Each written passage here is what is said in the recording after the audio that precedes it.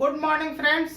आज हम परसेंटेज के बाद प्रॉफिट एंड लॉस में चल रहे हैं और प्रॉफिट एंड लॉस का तीसरा पार्ट हम बना रहे हैं। अब तीसरे पार्ट में हम क्या पढ़ेंगे? तीसरे पार्ट में जो है जैसे हम लोगों को सेलिंग प्राइस है ना, सीपी, जैसे मान के चलिए कि दो वस्तु का सीपी, दो वस्तु को जो है आप ए और बी दो वस्तु है उसको आप 1,000 रुपया में खरीदे हैं, है ना, 1,000 रुपए में खरीदे हैं। एक पे 10% का प्रॉफिट होगा और दूसरे पे 15% का हानि होगा, तो ओवरऑल कितना प्रतिशत का लाभ या हानि होगा उससे बात करेंगे। और कभी कभी ये जो है ये सीपी की बात हो रही है, कभी कभी एसपी जो है आपस में बराबर हो जाता है, तो उसके बारे में बात करेंगे। आप लोग इस वीडियो को बिल्कुल स्किप किए हुए देखना, क्योंकि ये वीडियो बहुत ही महत्वपूर्ण होने वाला, बिल्कुल महत्वपूर्ण होने वाला है ना। तो इस वीडियो को बिल्कुल लास्ट तक देखना और इस वीडियो से बहुत सारा क्वेश्चन बनता है, इसलिए बिना स्किप किए हुए इसको देखना है ना। तो हमारे पास क्वेश्चन किस तरह का आएगा, जो हम कह रहे हैं कि वीडियो को बिना स्किप किए हुए देखना है, तो हमको किस तरह का क्वेश्चन आएगा। इस क्वेश्चन, ऐसे क्वेश्चन को बनाते समय अमूमन 90% लोग गलती कर देते हैं, तो आप इस वीडियो के अंत तक बने रहिए, है ना। और हम पहले यहाँ पे क्वेश्चन लिखने जा रहे हैं कि कौन सा क्वेश्चन आपको बता रहे हैं और कौन सा पैटर्न आएगा, तो हम समझते हैं क्वेश्चन के माध्यम से। देखिए क्वेश्चन लिखा गया कि एक विक्रेता दो वस्तुओं को बराबर मूल्य पर खरीदकर क्रमशः 8% लाभ तथा 4% हानि पर बेच देता है। मतलब एक वो व्यक्ति है जो दो गो सामान खरीदता है, समान मूल्य पर खरीदता है, उसके बाद करता क्या है कि एक वस्तु को जो है 8% लाभ पर बेचता है और दूसरे को कितना पर बेचता है, 4% हानि पर बेच देता है। तो कह रहा है कि उसे कुल मिलाकर 8500 रुपया प्राप्त होता है, कुल जो पैसा उसको प्राप्त होता है वो 8500 प्राप्त होता है। एक चीज ध्यान दीजिएगा, ये दोनों वस्तु को जो है समान रुपया में खरीदा होगा, लेकिन ये नहीं बताया है कि कितना में खरीदा है ना। तो जब नहीं बताया है कि कितना में खरीदा है, तो आप उस पे प्रॉफिट लॉस, अगर जो बता देता कि कितना रुपया में खरीदा है तो बता देता, तो जो है यहाँ से प्रॉफिट और लॉस के हिसाब से बेच देते, है ना, बता देते कि क्या होता। लेकिन कह रहा है कि एक वस्तु को 8% लाभ पर बेचा है तथा दूसरे को 4% हानि पर बेच देता है, तो कह रहा है कि कुल मिलाकर उसे 8500 रुपया प्राप्त होता है। अब ये नहीं कह रहा है कि कितना में खरीदा है, सिर्फ ये बता रहा है कि 8500 रुपया में दोनों वस्तु को बेच देता है। तो फिर कहता है कि बताए कि 8% लाभ पर बेची गई वस्तु का विक्रय मूल्य क्या होगा, है ना। तो विक्रय मूल्य क्या होगा, तो पहले हम लोग इसके थ्योरी के बारे में चलते हैं, है ना। थ्योरी जब आप समझ जाएंगे तो आप ऑटोमेटिक क्वेश्चन को पकड़ लेंगे, है ना। कैसा थ्योरी, जैसे मान के चलते हैं हम पहले क्या बोलते हैं, SP1। हम SP1 का मतलब है कि सेलिंग प्राइस, जो बेचते हैं ना, वो पहले वाले के बारे में बात कर रहे हैं और दूसरे वाले, दोनों के बारे में बात करेंगे।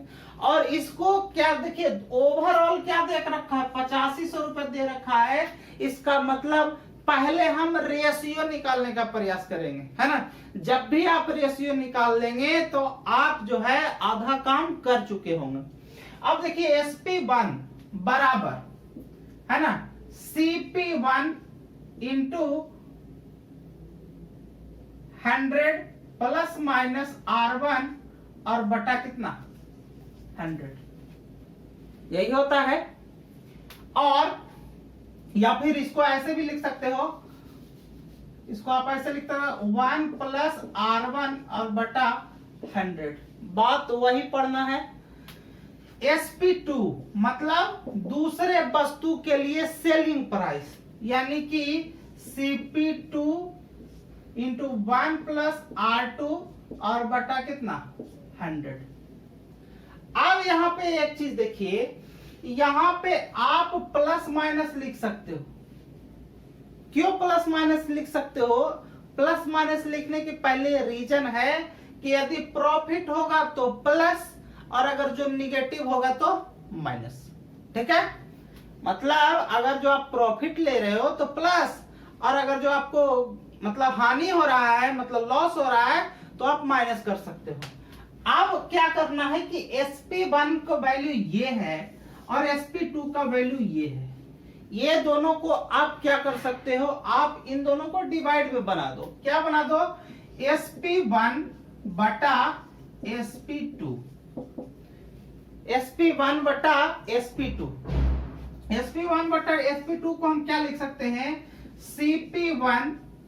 और यहां देखो, इसको इसी तरीके से जैसे हम पहले लिखे थे, इसको हम तोड़ के लिख सकते हैं। इसको हम लिख सकते हैं 100 प्लस माइनस R1 और बटा 100 लिख सकते हैं। और यहाँ पे वही चीज लिख सकते हैं CP2 into 100 plus minus R2 और बटा 100 लिख सकते हैं। अब यहां देखिए क्या बोला है कि एक विक्रेता दो वस्तुओं को बराबर मूल्य पर खरीदता है। बराबर मूल्य पर खरीदता है, इसका मतलब CP1 जो होगा CP2 के बराबर होगा। बराबर मूल्य पर खरीदने का मतलब यही है ना कि CP1 जितना में पहिलका के खरीदेंगे उतने में आप किसको खरीदेंगे? दूसरा का को खरीदे होंगे। तो CP1 बराबर CP2, ये आपका कंडीशन दे रखा है क्वेश्चन में। तो जब कंडीशन में दे रखा है तो आप क्या करेंगे, इसको फिर से यहां कर देंगे SP1 बटा SP2, SP1 बटा SP2। अब ये दोनों तो आपस में बराबर हो गया, यानी कि CP1 और बटा इंटू क्या हो जाएगा, यहां देखिए 100 प्लस माइनस R1 बटा 100, और ये बटा ओवरऑल का है CP2 गुने 100 प्लस माइनस R2 और बटा क्या 100। अब देखिए, अब हम क्या कर रहे हैं कि यहाँ पे CP1 तो CP1 है, लेकिन CP2 जो है CP1 के बराबर है। तो यहाँ पे हम ऐसा कर सकते हैं कि इसको CP1 लिख देते हैं, कोई दिक्कत? अब जब यहां से CP1 ये दूसरा क्या है ना, चूंकि CP1 बराबर CP2 ये क्वेश्चन में दिया गया है, तो आप यहां इसको क्या कर लेंगे, काट लेंगे। CP1 से CP1 खत्म हो जाएगा। और यहां देखिए नीचे में 100 है और यहां नीचे में 100 है, तो ये भी आपका खत्म हो गया, है ना। बचा क्या? बचा क्या? अब यहाँ पे देखिए SP1 बटा SP2 बचा। इधर क्या बचा? 100 प्लस माइनस R1 और बटा 100 प्लस माइनस R2। ये आपका यही कंडीशन बचा ना। चूंकि अब यहां पे ध्यान देने वाली बात है कि अगर CP मतलब आपका क्रय मूल्य बराबर होगा तो विक्रय मूल्य का रेशियो निकलेगा। मतलब CP अगर जो बराबर होगा तो SP का वैल्यू निकलेगा, SP का रेशियो निकलेगा। यदि अगर जो कंडीशन चेंज हो जाता है कि जो है CP के जगह पर SP बराबर हो जाता है, तो इसका कंडीशन चेंज हो जाता है ना। इसलिए मैं कह रहा हूं कि ये क्वेश्चन बहुत ही इंपॉर्टेंट होने वाला है, बहुत से बहुत इंपॉर्टेंट होने वाला है। क्यों इंपॉर्टेंट होने वाला है? क्योंकि ये क्वेश्चन बहुत सारे लोग मतलब 100% में 90% लोग गलत करके आता है ना। 90% या तो गलत करके आता है, नहीं तो छोड़ के आता है। और SSC वालों के लिए एकदम ब्रह्मास्त्र है, आप समझ लो। रेलवे भी पूछता है कभी कभी, है ना, मेंस वगैरह में पूछता है। हालांकि 2016 के 2015 का जो नोटिफिकेशन नंबर में है उसमें क्वेश्चन पूछा है। तो रेलवे का कोई माई बाप नहीं है, कब कौन सा क्वेश्चन पूछेगा कोई नहीं जानता है। खैर हम क्वेश्चन पे आते हैं। SP1 बटा SP2 का मान कितना हो गया? 100 प्लस माइनस R1 बटा 100 प्लस माइनस R2। अब प्लस माइनस क्यों लिखते हैं? प्लस इसलिए, अगर जो यहाँ पे प्लस माइनस का कंफ्यूजन जब भी हो, तब जब ध्यान रखिएगा कि अगर लाभ होगा तो प्लस साइन का इस्तेमाल करेंगे और हानि होगा तो माइनस साइन का इस्तेमाल करेंगे, है ना। तो ये कंडीशन हो गया, ये कंडीशन हो गया। अब देखिए ये कंडीशन हमारे निकालने के पीछे कारण यही था कि क्वेश्चन इसी टाइप का दिया हुआ है। कह रहा कि एक विक्रेता दो वस्तुओं को बराबर मूल्य पर खरीदकर क्रमशः 8% लाभ तथा 4% हानि पर बेच देता है। इसका मतलब SP1 बटा SP2, है ना। अब क्या कर रहा है कि पहला वस्तु को 8% लाभ पर बेचता है, यानी कि 100 और प्लस लाभ पर बेचता है तो प्लस 8, है ना। कह रहा दूसरा वस्तु को कितना प्रतिशत हानि पे, 4%, यानी कि 100। अब हानि पे बेच रहा है, इसका मतलब यहाँ माइनस साइन, और कितना हानि, 4%, यानी माइनस कितना, 4। अब यहाँ क्या हो जाएगा, SP1 बटा SP2। यहाँ पे आप रेशियो बना लीजिए तो 100 प्लस 8 कितना हो जाएगा, 108 हो गया, और 100 में से 4 जाएगा तो कितना हो जाएगा, 96 हो जाएगा। अगर काटना है तो काट सकते हैं, अगर जो कटे तो काट दीजिए, है ना। रेशियो अगर जो जाता, जितना आसान होगा, रेशियो जितना छोटा हो उतना आपके लिए बेहतर होगा। 4 से कट रहा है तो 2400 के 96, 4 से कट रहा है तो 2700 के 78 से। फिर से देखिए 3 से कट रहा है, 3 8 24, 3 9 27, यानी कि SP1 और रेशियो SP2, है ना। ये रेशियो का मतलब भागा ही होता है, तो भागा को हम रेशियो के रूप में तोड़ दिए, कोई दिक्कत नहीं, इसलिए 9:8, है ना, 9:8। अब देखिए कह रहा है क्या कि तो बताएं कि 8% लाभ पर, 8% लाभ पर बेची गई वस्तु का विक्रय मूल्य, मतलब 8% लाभ का मतलब ऊपर वाला ना, 8% लाभ का मतलब ऊपर वाला ना, यानी कि SP1। तो SP1 बराबर जब निकालना हो तो हम बोले थे कि जिसको निकालना है उसको ऊपर रखेंगे, तो SP1 का वैल्यू कितना है, 9, तो इसको यहां 9 लिख देंगे बटा, है ना, जिसको निकालना है उसको ऊपर, और टोटल को जोड़ करके नीचे लिखेंगे। तो यहां देखिए 9 और 8 कितना हो गया, 17, 17 को आप लिख देंगे नीचे, ठीक है। और गुना, क्या गुना में लिखेंगे, जो ओवरऑल आपका दे रखा है, यहां कितना दे रखा है, 8500 रुपए दे रखा है, तो यहां आप 8500 से गुना कर देंगे। काटेगा तो काट देंगे, बेहतर रहेगा, यानी कि 17 पचे कितना, 85, 500 से कट गया तो कितना हो जाएगा, 9 गुने 500, इसका मतलब 4500, है ना। यानी कि 8% लाभ पर बेची गई वस्तु का जो कितना में बेचा गया, इसका मतलब 4500 रुपया में बेचा गया, ठीक है। फिर से एक बार देख लीजिए, क्योंकि इस पे मैं एक और क्वेश्चन करवाने जा रहा हूं। पहले देखिए क्या कह रहा है कि एक विक्रेता 2 वस्तुओं को बराबर मूल्य पर खरीद कर, ध्यान रखिएगा खरीद कर बोला है, बराबर मूल्य पर खरीदा है, इसीलिए CP1 और CP2 एक दूसरे के बराबर होगा। यहाँ पे हम लिखे SP1 बराबर CP1 into 1 plus minus R1 बटा 100, और SP2 बराबर SP2 बराबर CP2 into 1 plus minus R2 by 100। अब हम क्या किए हैं, इसको हम रेशियो में निकाल लिए। रेशियो में निकालने का मतलब SP1 बटा SP2 बराबर CP1 बटा CP2 हो गया। इसको इस तरीके से कंडीशन दे रखा कि 2 वस्तुओं को बराबर मूल्य पर खरीदता है, इसका मतलब क्रय मूल्य, है ना। CP1 बराबर CP2, यहाँ CP1 को CP2 किसी एक वैल्यू को जो है चेंज कर दिए, कटेगा काट देंगे, जो आएगा रेशियो हो जाएगा, है ना। अब ये हमारा कंडीशन आ गया। अब हम क्वेश्चन के ऊपर डायरेक्ट चलेंगे। कहा कि 2 वस्तुओं का विक्रय मूल्य, मतलब 2 वस्तुओं का विक्रय मूल्य कितना है, 8% पर एक को बेचता है लाभ पर और दूसरे को 4% हानि पर। तो SP1 बटा SP2 बराबर 100 प्लस 8, मतलब चूंकि पहले को 8% लाभ पर बेचा है तो प्लस, और दूसरे को हानि पर बेचा है तो माइनस, तो 100 माइनस 4। अब यहाँ हो गया 108 बटा 96, कटेगा काट देंगे, तो जो कट गया काटने के बाद कितना है, SP1 का SP2 के साथ रेशियो कितना आया, 9:8 है। अब हमको निकालना क्या है, 8% लाभ पर, तो 8% लाभ पर पहले का वस्तु को आप बेचते हैं ना, तो SP1 का वैल्यू, यानी आपको पूछ रहा कि कितना रुपया में आप बेचे होंगे, तो SP1 बराबर, SP1 के लिए वैल्यू कितना है, 9 है, और टोटल कितना है, 17 है। तो जिसको निकालना होता है उसको ऊपर, टोटल को जोड़ के नीचे, 9 ऊपर, टोटल को जोड़ के नीचे, और फिर टोटल से क्या करते हैं, गुना कर देते हैं, है ना। जो आया काट पीट के हमारा क्या हो गया, आंसर हो गया, है ना। तो ये इस टाइप का क्वेश्चन है। इसी टाइप पर एक क्वेश्चन और करा देता हूं ताकि आपको अच्छा लगे और आप अच्छे तरीके से समझें।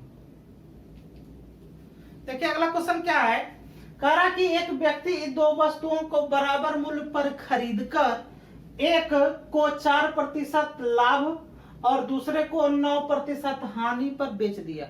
मतलब एक व्यक्ति जो है दो वस्तु को समान मूल्य पर खरीदा है और एक को कितना प्रतिशत, 4% लाभ पर बेचा है, जबकि दूसरे को 9% हानि पर बेच दिया। कह रहा कि यदि दोनों वस्तु को बेचने से कुल 6135 रुपया प्राप्त होता है तो बताएं कि दूसरे वस्तु को कितने रुपये में बेचा गया। दूसरे वस्तु है ना, ध्यान रखिएगा, बिना स्किप किए हुए वीडियो के देखिएगा। और बहुत बार ऐसा आ रहा है क्वेश्चन की जो है आप एग्जाम्पल ज्यादा दीजिए सर, तो हम क्या करते थे, दो ही एग्जाम्पल देकर के छोड़ देते थे। हम आज से कोशिश करेंगे कि आपको एक और एग्जाम्पल दे दें ताकि आपको आसानी से समझने में, है ना, आसानी से आप समझ जाए या समझने में आपको ज्यादा सुविधा हो, है ना। खैर हम क्वेश्चन पे आते हैं। कह रहा कि एक व्यक्ति दो वस्तुओं को बराबर मूल्य पर खरीदता है, मतलब सीपी से उसको रिलेशन नहीं है। किससे रिलेशन है, एसपी से रिलेशन है। मतलब आपका SP1 बटा SP2 इसी से रिलेशन है ना, है ना। और कह रहा है, क्या कह रहा है कि एक को 4% लाभ पर बेच रहा है। हम यहाँ पे यही फॉर्मूला बताए थे ना कि SP1 बटा SP2 बराबर 100 प्लस माइनस R1 और बटा 100 प्लस माइनस R2। R1 और R2 अपने पहला रेट है ना। R1 का मतलब पहला रेट है, R2 का मतलब दूसरा रेट है। रेट मतलब दर, मतलब कितना प्रतिशत से घट रहा है या बढ़ रहा है। हम क्या बोले थे कि अगर जो प्लस माइनस का कॉम्बिनेशन जब भी रहे और लाभ दिया रहे तो प्लस साइन का प्रयोग करेंगे और हानि रहेगा तो माइनस साइन का प्रयोग करेंगे। यहाँ देखिए SP1 का मतलब कितना है, कह रहा है कि पहले को 4% लाभ पर बेचा है। इसका मतलब पहला 100 रुपए में बेच रहा था, अब 4% लाभ में बेच रहा है, मतलब कितना, 104 में बेच रहा होगा। अब हम ज्यादा डिटेल में लिखने नहीं जा रहे हैं, सीधा सीधा शॉर्ट कर रहे हैं, ठीक। अब दूसरे वाला को वही कंडीशन है, कह रहा कि दूसरे को 9% हानि पर बेचा, है ना। कोई भी वस्तु अपने आप में 100% और 9% हानि पर बेचा, इसका मतलब 100 माइनस 9, इसका मतलब कितना हो गया, 91 हो गया, है ना। अब कटेगा तो काट देंगे और अगर जो नहीं कटेगा तो ऐसे ही छोड़ देंगे। ये हमको दिख रहा है कि कट रहा है ना। ये 13 से भी कट रहा है और 7 से भी कट रहा है। आप जब भी इस तरह के क्वेश्चन आए और काटने का प्रयास किए तो आप कोशिश कीजिएगा कि छोटा वाला को मल्टीपल में निकालिए, है ना। 91 का मल्टीपल कितना हो जाएगा, 13 गुना 7 होगा ना। तो कोशिश कीजिएगा कि यही दो नंबर से ये दोनों कटता है कि नहीं। अगर जो कटता है तब उसी के मल्टीपल में लिखिएगा, है ना, या फिर काटने का प्रयास कीजिएगा, ठीक। तो यहाँ देखिए 13 से कट जा रहा है तो 13 8 चलोता से और 13 7 91 कट रहा है ना। यानी कि SP1 बटा SP2 का मान कितना हो गया, 8 बटा 7। हमको निकालना क्या है, दोनों वस्तु को बेचने से कितना प्राप्त होता है, 6135 रुपया प्राप्त होता है। तो बताए कि दूसरे वस्तु को कितना में बेचा, दूसरा वाला को पूछ रहा है इस बार, है ना। इस बार इसको नहीं पूछ रहा है, इसको पूछ रहा है SP2 को पूछ रहा है, SP2 को पूछ रहा है। तो जैसे इसको लिखे तो इसको हम क्या लिख सकते हैं, 8:7 लिख सकते हैं कि नहीं लिख सकते, ये लिखेंगे ना। अब ये देखिए दूसरा वाला कौन है, 7 है। तो जिसको निकालना होता है उसको ऊपर, तो इस SP2 को निकालना, तो SP2 का वैल्यू ये नीचे वाला, नीचे 7 है, यानी कि ये वाला वैल्यू, तो इसको ऊपर रख दिए और दोनों को जोड़ करके कहा नीचे, मतलब यहाँ कितना हो जाएगा 15, है ना। और ओवरऑल से क्या कर देंगे, गुना, यानी कि 6135, है ना। कटेगा, कट देंगे। देखो यहाँ देखिए 5 से कट रहा है कि नहीं, यूनिट डिजिट अगर जो 0 या 5 रहे तो 5 से कट जाएगा। फिर देखिए ये 15 जो है 5 से कट रहा है तो 3 से भी है कट रहा है, तो इसको जोड़ो, 3 से कटेगा क्या, 5 3 8 1 9 6 15, मतलब 3 से भी कट रहा है और 5 से भी कट रहा है, इसलिए हम डायरेक्ट इसको 15 से काट दे सकते हैं। कैसे काट देंगे? 15 चौके 60, है ना, नहीं लगेगा, एक 3 उतारेंगे तो नहीं लगेगा, 0, है ना, और 15 सत्ते 15 9 35 है, सॉरी 409 हो जाएगा। ठीक है, तो कितना हो जाएगा? 7 और गुने 409।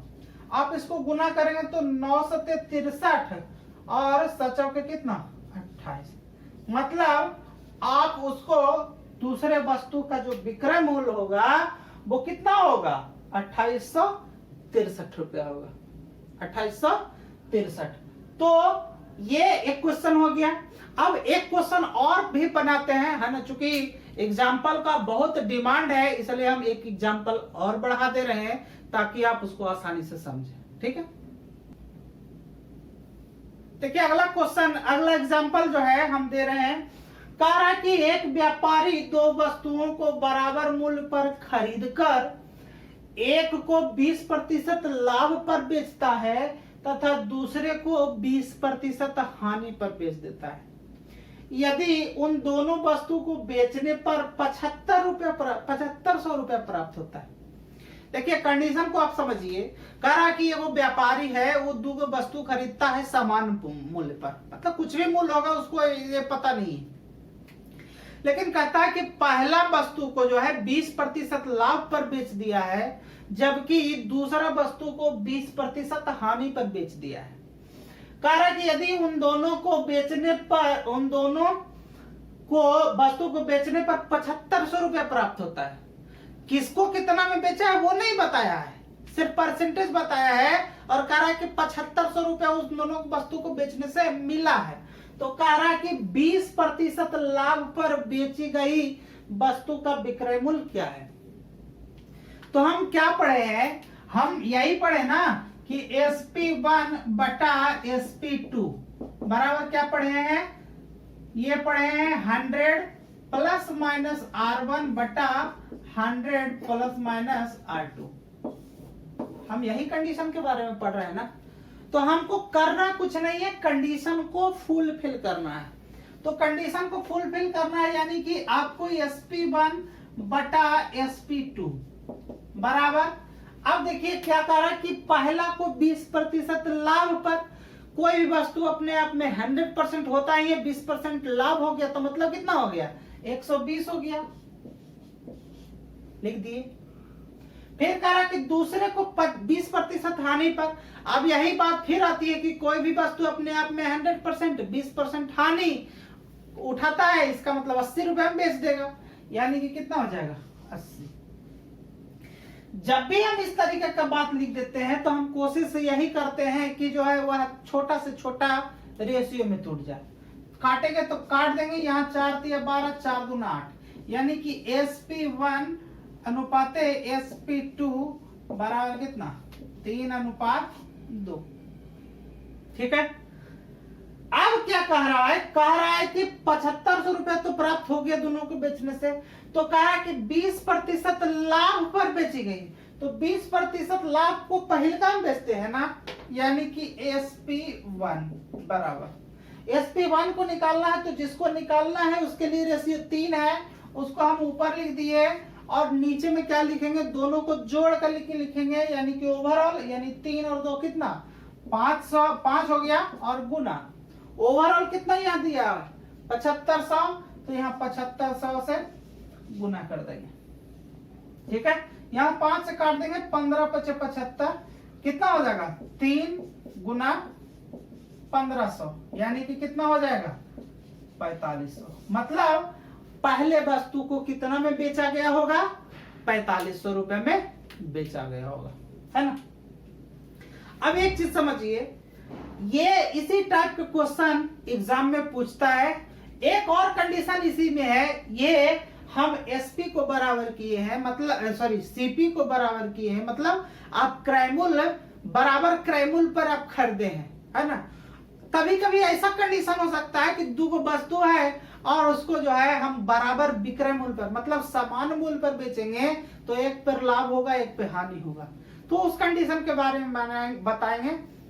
है ना, अगले पार्ट में हम बताएंगे। तो इस टाइप का क्वेश्चन एग्जाम में पूछता है ना। आप इसी टाइप के एग्जाम पूछ रहा है तो आप उसको आसानी से, जब ये पता होगा आप इसको आसानी से कर ले जाएंगे, है ना। तो हम ज्यादा लंबा वीडियो नहीं खींचना चाहते हैं, इसको कम समय में ही खत्म करते हैं। तो आज के सेशन के लिए इतना ही। आप अगले वीडियो में बने रहिए, क्योंकि अगला वीडियो जो है बहुत ही महत्वपूर्ण होने वाला है। आज के लिए इतना ही, धन्यवाद।